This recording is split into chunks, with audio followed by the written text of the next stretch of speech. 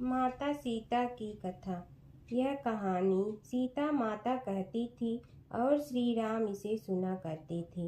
एक दिन श्री राम भगवान को किसी काम के लिए बाहर जाना पड़ा, तो सीता माता कहने लगी कि भगवान, मेरा तो 12 वर्ष का नित्य नियम है। अब आप बाहर जाएंगे तो मैं अपनी कहानी किसे सुनाऊंगी। श्री राम ने कहा कि तुम कुएं की पाल पर जाकर बैठ जाना और वहां जो औरतें पानी भरने आएंगी उन्हें अपनी कहानी सुना देना।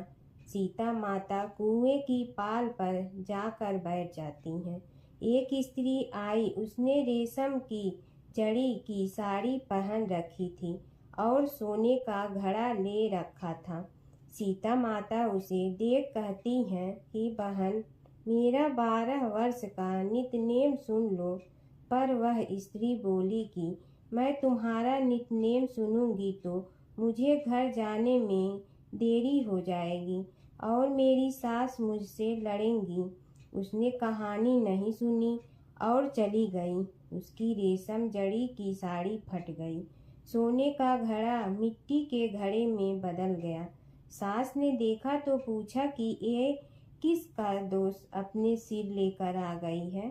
बहू ने कहा कि कुएं पर एक औरत बैठी थी, उसने कहानी सुनने के लिए कहा, लेकिन मैंने सुनी नहीं, जिसका यह फल मिला है। बहू की बात सुनकर अगले दिन वही साड़ी और घड़ा लेकर सास कुएं की पाल पर गई। सास को वहीं माता सीता बैठी मिली, तो माता सीता ने कहा कि बहन, मेरी कहानी सुन लीजिए। सास बोली कि एक बार छोड़, मैं तो 4 बार कहानी सुन लूंगी। राम आए, लक्ष्मण आए, देश के पुजारी आए, नित नेम का नेम लाए, आओ राम बैठो राम। तपी रसोई जियो राम, माखन मिश्री खाओ राम। दूध बतासा पियो राम, सूत के पलका मोठो राम। साल दुसाला पोठो राम, साल दुसाला ओढ़ो राम। जब बोलो जब राम ही राम, राम संवारे सबके काम। खाली घर भंडार भरेंगे, सबका बेड़ा पार करेंगे। श्री राम जय राम जय जय राम। सास बोली कि बहन, कहानी तो बहुत अच्छी लगी। कहानी सुनकर सास घर चली गई और उसकी साड़ी फिर से रेशम जड़ी की बन गई। मिट्टी का घड़ा फिर सोने के घड़े में बदल गया। बहू कहने लगी, सासू माँ, आपने ये सब कैसे किया। सास ने कहा कि बहू, तू दोष लगा के आई थी और मैं अब दोष उतार कर आ रही हूँ। बहू ने फिर पूछा कि वह कुएं वाली स्त्री कौन है। सास बोली कि वे सीता माता थीं। वे पुराने से नया कर देती हैं, खाली घर में भंडार भर देती हैं। वह लक्ष्मी जी का वास घर में कर देती हैं। आदमी की जो भी इच्छा हो उसे पूरा कर देती हैं। बहू बोली कि ऐसी कहानी मुझे भी सुना दो। सास बोली कि ठीक है, तुम भी सुनो। और सास ने कहानी शुरू की।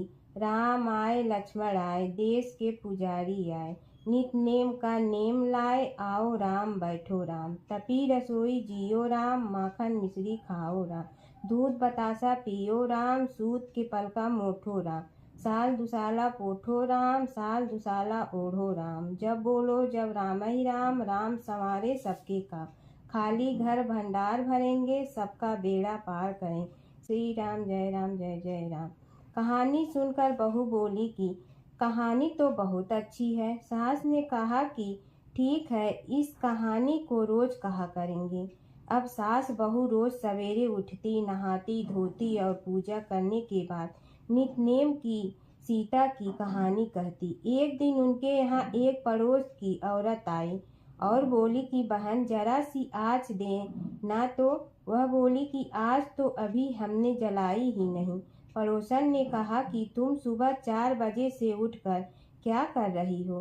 फिर उन्होंने कहा कि सुबह उठकर हम पूजा करते हैं, फिर सीता माता की नित्य नेम की कहानी कहते हैं।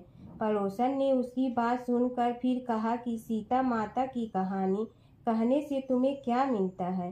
वे बोली कि इनकी कहानी कहने से घर में भंडार भर जाते हैं, सारे काम सिद्ध होते हैं, मन की इच्छा भी पूरी हो जाती है। पड़ोसन कहती है कि बहन ऐसी कहानी तो मुझे भी सुना दो। फिर वह बोली कि ठीक है, तुम भी यह कहानी सुन लो। राम आए लक्ष्मण आए, देश के पुजारी आए, नित नेम का नेम लाए, आओ राम बैठो राम। सारी कहानी सुनने के बाद पड़ोसन कहने लगी, बहन कहानी तो मुझे बहुत अच्छी लगी। अब वह पड़ोसन भी नित नेम सीता माता की कहानी कहने लगी। कहानी कहने से सीता माता ने पड़ोसन के भी भंडार भर दिए। अब तो पूरे मोहल्ले में नित नेम की कथा चल पड़ी। हर किसी की मनोकामना पूरी होने लगी। हे सीता माता, जैसे आपने उनके भंडार भरे वैसे ही आप हमारे भी भंडार भरना, सबकी भरना, कहानी सुनने वाले के भी और कहानी कहने वाले के भी। एक बूढ़ा ब्राह्मण था। वह रोज पीपल को जल से सींचता था। पीपल में से रोज एक लड़की निकलती और कहती, पिताजी मैं आपके साथ जाऊंगी। यह सुनते सुनते बूढ़ा दिन ब दिन कमजोर होने लगा। तो बुढ़िया ने पूछा कि क्या बात है। बूढ़ा बोला कि पीपल से एक लड़की निकलती है और कहती है कि वह भी मेरे साथ चलेगी। बुढ़िया बोली कि कल ले आना उस लड़की को, जहाँ 6 लड़कियाँ पहले से ही हमारे घर में है, वहाँ 7वीं लड़की और सही। अगले दिन बूढ़ा उस लड़की को घर ले आया। घर लाने के बाद बूढ़ा ब्राह्मण आटा मांगने गया तो उसने पहले दिनों की अपेक्षा आज ज़्यादा आटा मिला था। जब बुढ़िया वह आटा छानने लगी तो लड़की ने कहा कि लाओ माँ, मैं छान देती हूँ। जब वह आटा छानने बैठी तो परात भर गई। उसके बाद माँ खाना बनाने जाने लगी तो लड़की बोली कि आज रसोई मैं बनाऊंगी। तो बुढ़िया बोली कि ना, तेरे हाथ जल जाएंगे। लेकिन लड़की नहीं मानी। वह रसोई में खाना बनाने गई तो उसने तरह तरह के 36 व्यंजन बना डाले और आज सभी ने भर पेट खाना खाया। इससे पहले वह आधा पेट भूखा ही रहते थे। रात हुई तो बुढ़िया का भाई आया और कहने लगा कि दीदी मैं तो खाना खाऊंगा। बुढ़िया परेशान हो गई कि अब खाना कहाँ से लाऊंगी। लड़की ने पूछा कि क्या बात है माँ। उसने कहा कि तेरा मामा आया है और रोटी खाएगा, लेकिन रोटी तो सबने खा ली है, अब उसके लिए कहाँ से लाऊंगी। लड़की बोली कि तू चिंता मत कर माँ, मैं बना दूंगी। और वह रसोई में गई और मामा के लिए 36 व्यंजन बना दी। मामा ने भरपेट खाया और कहा भी कि ऐसा खाना इससे पहले उसने कभी नहीं खाया है। बुढ़िया ने कहा कि भाई तेरी बावनी भाजी है, उसी ने बनाया है। शाम हुई तो लड़की बोली कि माँ चौका लगा के चौके का दिया जला देना, कोठे में मैं सोऊंगी। बुढ़िया बोली कि ना बेटी, तू डर जाएगी।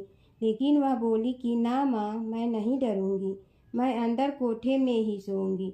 वह कोठे में ही जाकर सो गई। आधी रात को लड़की उठी और चारों ओर आँख मारी तो धन ही धन हो गया। वह बाहर जाने लगी तो एक बूढ़ा ब्राह्मण सो रहा था। उसने देखा तो कहा कि बेटी तू कहाँ चली। लड़की बोली कि मैं तो दरिद्रता दूर करने आई थी, अगर तुम्हें दूर करवानी है तो करवा लो। उसने बूढ़े के घर में भी आँख से देखा तो चारों ओर धन ही धन हो गया। सुबह सवेरे सब उठे तो लड़की को ना पाकर उसे ढूंढने लगे कि पावनी बेटी कहाँ चली गई।